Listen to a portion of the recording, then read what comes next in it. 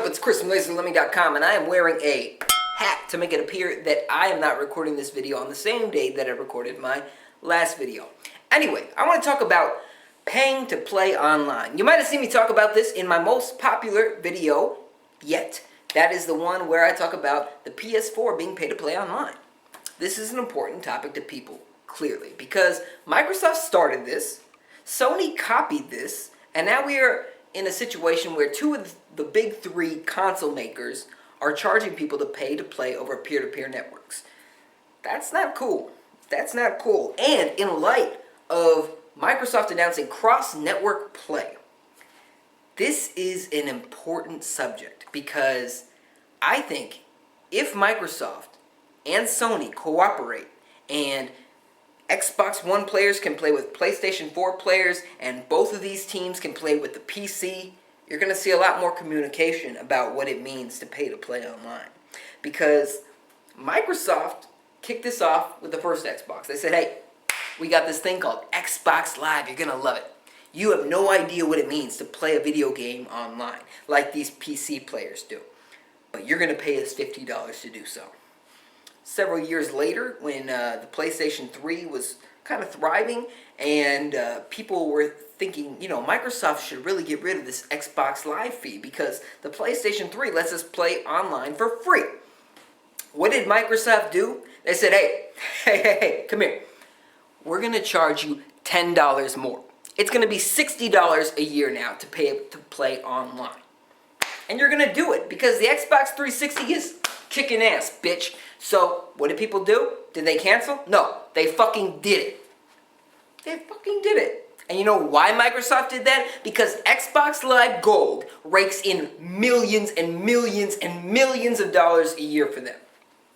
And Sony, while, you know, it was a bullet point on the back of the PS3 boxes to say, hey, you can play this game online, no cost. You know, it looked good versus the Xbox 360 version, but at the same time Sony was saying that, they were like, you know what? We are actually struggling financially quite a bit right now. As a company, we're stretched way too thin. We have our hands in way too many pots. What are we doing? And they looked at the Xbox Live numbers that were getting published, and they thought, what are we doing?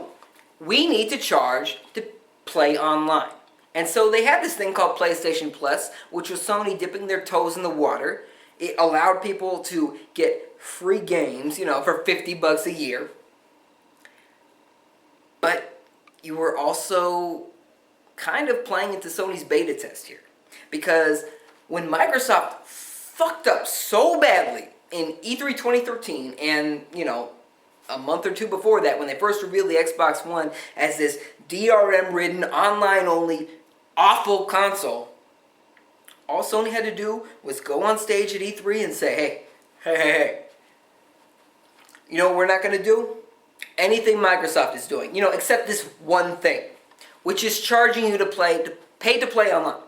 We're going to make you pay to play online, like they are. They said this, and people were cheering. And you know why people were cheering? Because they weren't listening.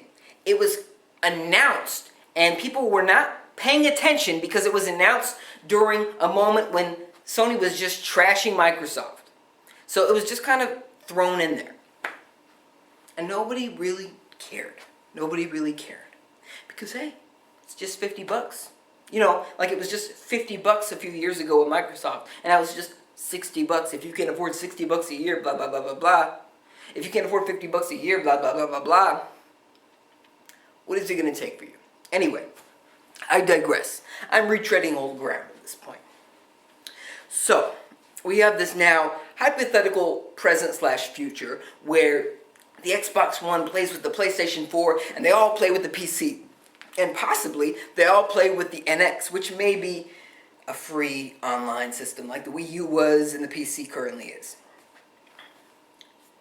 What's going to happen? What's going to happen? Because there are several Xbox players that notice that Microsoft is not charging people to pay to play online. They tried it once with games for Windows Live. It failed miserably. And you know why? Because PC players are smarter than you. If you paid to play online, PC players are smarter than you, at least in that aspect, because they outright rejected it. They outright said, no, I am not going to pay you now to do something I used to do for free. Because PC players are used to peer-to-peer online, but they're also used to something better called hosting. They host their own games.